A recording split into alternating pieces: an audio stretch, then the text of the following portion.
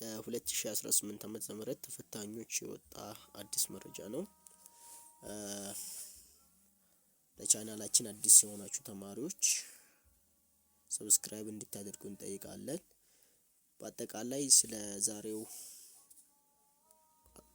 ነገር ስንገባ ትምህርት ሚኒስቴር ለተከታታይ 5 ዓመታቶች የሀገር አቀፍ ፈተና ዩኒቨርሲቲዎች ላይ ተማሪዎች እንዲፈተኑ መወሰኑ ይታወቃል። በእነዚህ ዓመታቶች ውስጥ የተሻለ ውጤት እየመጣ እንደሆነ ማለትም በእነዚህ ተከታታይ ዓመታቶች ውስጥ የተማሪዎች መጠን እየጨመረና ደግሞ የተማሪዎች የማንበብ ፍላጎት በብዛቱን እየጠነከረ መምጣቱን ትምህርት ሚኒስቴር ገልጿል።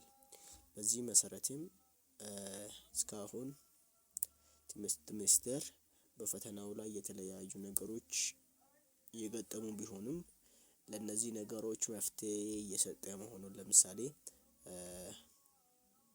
ፈተናው የሚወሰንበት ቀን ማለት ፈተናው የሚሰጥበት ቀን ቋሚ ያለመሆኑን በየሰዓቱ ማለት በየሁኔታው እየተቀያየረ መሆኑን የሚታወቅ ነው።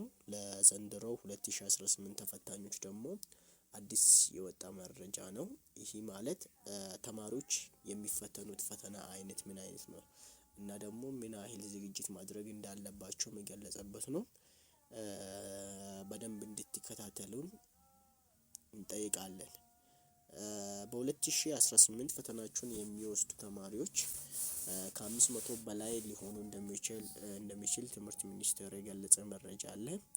በዚህ መሰረትም ትምህርት ሚኒስቴር የ2018 ፈተና ለሚወስዱ ተማሪዎች ፈተናቸውን ሰኔ 15 እንደሚሰጥ ተናግሯል። ነገር ግን አንዳንድ ማይታመኑ መረጃዎች አሉ። ፈተናው ምርጫም ስለሆነ ከፊትም ከኋላም ሊሆን ይችላል የሚባል ነገር እንዳለ ይታወቃል። ነገር ግን ትምህርት ሚኒስቴር ለእነዚህ መረጃዎች ትክክለኛውን መረጃ አልሰጠም። ነገር ግን ትምህርት ሚኒስቴር በ2018 ዓመተ ምህረት ካላንደሩ ላይ የ12ኛ ክፍል የማለፊያ ፈተና ወይም ደግሞ ኢንትራንስን 2018 ሰኔ 15 ለፈተና ሊሆን እንደሚችል ተናግሯል። እና ደግሞ ልታውቁት የሚገባ ነገር ዝግጅቴን ከየት ነው የሚያደርገው የሚለውን ነገር በደንብ ልታውቁ ይገባል። ይሄ ማለት ትምህርት ሚኒስቴር ለ4 አመታት ተከታታይ ከ9 እስከ 12 የተፈተኑትን ፈተና እንደሚሰጥ ይታወቃል። ነገር ግን ዘንድሮ ለየት ያለ ነገር አለ። ይሄ ማለት ለባለፉት አመታቶች ውስጥ ለምሳሌ 2016ን ብንወስድ ካርኩሌሙ ላይ የ12ኛ ክፍል ብቻ ነበር ካርኩሌሙ አዲስ ነበረው። በእነዚህ መሰረትም የ2016ቱን ፈተና ከድሮ ካርኩሌም እና ከአዲሱ ካርኩሌም አንዳንድ ፖይንቶችን አካቶ እንዳወጣ ይታወቃል። ዘንድሮ አመት ላይ ደግሞ ፈተናው ከ9ኛ ክፍል ከኦልድ ካርኩሌም እና ከአዲሱ ካርኩሌም ፈተና እንደሚወጣ ተናግሯል።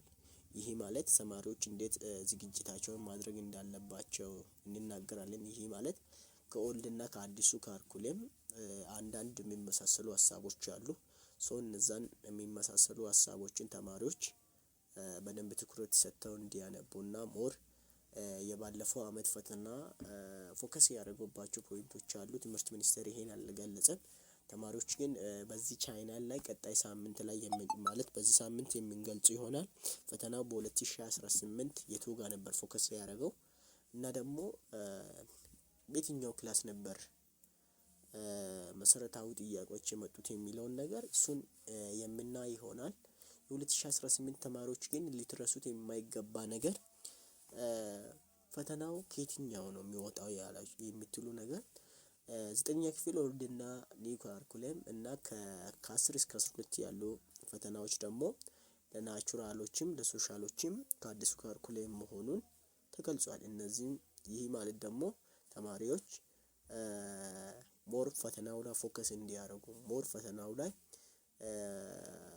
ዝግጅት እንዲያደርጉ ተናግሯል። ይሄ ማለት ደግሞ ትምህርት ሚኒስቴር ፈተናው ቀድሞ እንደማይሰጥ ተናግሯል። ይሄ ማለት ቀድሞ የሚሰጥ ቢሆን እስካሁን ባሉ ሰዓታቶች ውስጥ ፈተናው በመች ወር ላይ ለምሳሌ ምርጫ ነው ከተባለ ወደፊት የሚመጣውን ነገር ትምህርት ሚኒስቴር ይናገር ነበር። ነገር ግን እስካሁን የተናገረ ነገር ስለሌለ ተማሪዎች ሰኔ 15 መሆኑን አውቃችሁ በደንብ ዝግጅት እንድታደርጉ የሚል ነገር ተላልፏል። ዘንድሮም እንደተለመደው ትምህርት ሚኒስቴር ፈተናውን ዩኒቨርሲቲዎች ላይ እናም ደግሞ በኦንላይን የሚፈተኑ ተማሪዎች እንዳሉም በወረቀትም የሚፈተኑ ተማሪዎች እንዳሉም ይሄ የሚታወስ ነው።